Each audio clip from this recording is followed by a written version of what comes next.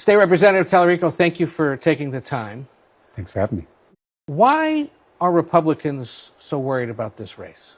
Well, I think they're worried about the movement that we're building here in Texas. You know, I've gone to every corner of this state over the course of this campaign, from Beaumont to El Paso, from Amarillo to Brownsville, and everywhere in between. And we have had tens of thousands of Texans showing up to rally with us.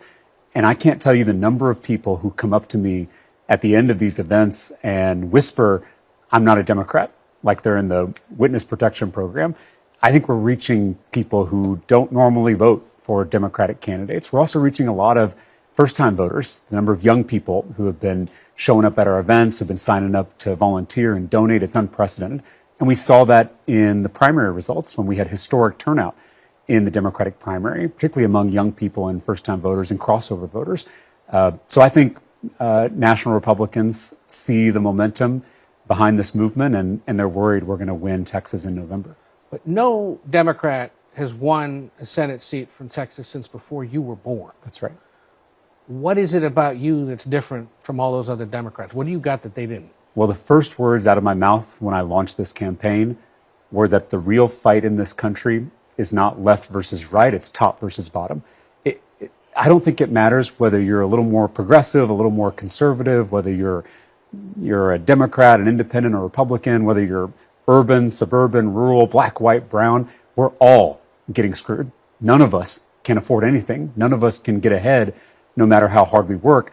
And that's because this system, this political system and economic system, are rigged against us. It's been rigged for 50 years by billionaire mega donors and their puppet politicians like Ken Paxton.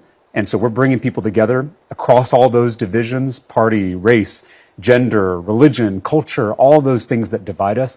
We're uniting Texans to take on that broken, corrupt system so we can take power back for our communities. They're going to be able to play drinking games during your speeches and your interviews on how many times you use the word corruption. Yeah. But it does sound like a key word and a key argument you're making here. Well, I think it's the central problem in our country right now. I think we're living in an era of corruption. And I don't just mean illegal activity, although we're certainly going to hear a lot about that, given that Ken Paxton is the nominee. But I'm talking about corruption in the deeper sense, the rotting of our systems from the inside out, the decaying of long-held values and institutions. And we see it everywhere. We see it obviously in our political system, with the influence of big money and billionaire mega donors. We see it in our economy, where the top 1% now owns more wealth than the entire middle class.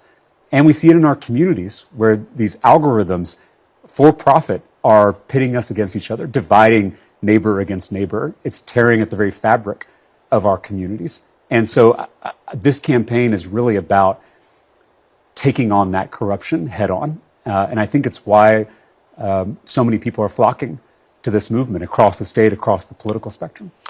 And it's also why the Republicans are on the attack. This morning, the president calls you maybe the worst Texas candidate he's ever seen. And Ken Paxton, your opponent, has taken to calling you Talarico. Well, I think if Ken Paxton is worried about freaks, he should stop giving Epstein-style sweetheart deals to pedophiles. You know, this is the guy who just released Adam Hoffman from jail and admitted child rapist after one of Ken Paxton's wealthy lawyer friends got involved in the case. Ken Paxton even kept him off the sex offender registry. Adam Hoffman was supposed to serve 25 years to life, but instead he served less than a month. As of this week, he's now back on our streets because of Ken Paxton's corruption. Ken Paxton is the most corrupt politician in America, and it is costing Texans. It's endangering our children, and it must end. I think the Epstein class has no place in Texas, and this November, we're going to come together to defeat Ken Paxton and take back our state for the people. So they're running a handful of highlights of things you've said in the past, and I wanted to give you an opportunity to respond or clarify. In 2021, in a speech during debate over transgender issues, you said, "God is non-binary." What did you mean by that? Well, you know, I think I was being intentionally provocative with that statement. But what it means is that God can't be defined by human categories. The Apostle Paul, in his letter to the Galatians, says that in Christ there is neither male nor female. I'm always going to stand up for Texans who are being picked on by the most powerful, most corrupt politicians in the country, and I'm going to continue doing that in this race and hopefully in the U.S. Senate. You call it intentionally provocative. Do you regret describing it that way or talking about God that way? There are some statements that I've made that I certainly regret. There are statements that I've made where I've missed the mark. I'll be the first to admit that. But Ken Paxton is intentionally clipping my cringy comments to distract from his career of corruption. Ken Paxton has a criminal record. I have a legislative record. I've served for 4 terms in the Texas House of Representatives, where I brought Democrats and independents together to actually make progress for people. I brought Republican legislators and Democratic legislators together to cut property taxes, to raise teacher pay, to lower the cost of housing and childcare and prescription drugs. I've passed more than 60 bipartisan bills as a legislator. I've also called out the extremes in both parties, on the left and the right. I have called out Ken Paxton for his blatant corruption, but I also called out President Biden for failing to secure our southern border. So, and I want to get to the border in a second. Let me run one more by you, yeah, because again, the president, other Republicans are already sure bringing it up. Again, in 2021, while debating a bill that restricted transgender student athletes, you said modern science acknowledges 6 biological variations based on chromosomes to argue that sex is a nuanced spectrum, not a strict binary. Do you still believe there are 6 biological sexes? I know there are 2 sexes, men and women. I also know there's a very small percentage of people who have these chromosomal abnormalities, and I believe they deserve to be treated with dignity and respect. The other one they keep harping on, and it's perhaps the most curious of all, they say you're a vegan. I'm not a vegan. I'm an 8th generation Texan. I've been eating barbecue since before Ken Paxton's first indictment. And this campaign basically runs on Texas barbecue. If all they have is lying about me being a vegan, I feel pretty good about our chances this November. But, you know, and this is part of where I think we are in politics in this country. Whether you agree or disagree with their focus on those statements on that issue of transgender rights and things like whether you're a vegan, it is an effective argument that Republicans have made against candidates for years. It works for them. And you're going to have to spend time and money explaining it away. I think the reason that we are leading in every public and private poll against Ken Paxton is because Texans are hungry for a different kind of politics. Texans are drowning. We can't afford the basics. We can't afford groceries or gas or insurance or housing or childcare or our prescription drugs. And Ken Paxton clearly has no solutions to offer us. So while he divides us with these same tired culture war fights, I'm going to keep bringing Texans together to take on his corruption and lower our costs. And that's where I wanted to go next, because that is the issue voters tell us is number one to them, the economy. Yes. What is an affirmative thing a Senator Talarico would propose to do to cut costs? Well, I've got a long list. Let's start with grocery prices, because this is something I hear about in every corner of the state. The first thing I think we should do is repeal these crazy tariffs that are driving up costs at grocery stores across the state of Texas. I also hear a lot about the pain at the pump. And I feel it too. You know, I drive a mid-size Chevy Colorado, and I had to pay more than $80 just over Memorial Day weekend for a full tank of gas. I'm proposing that we suspend the federal gas tax, which would immediately drop the price of gas by 18 cents a gallon.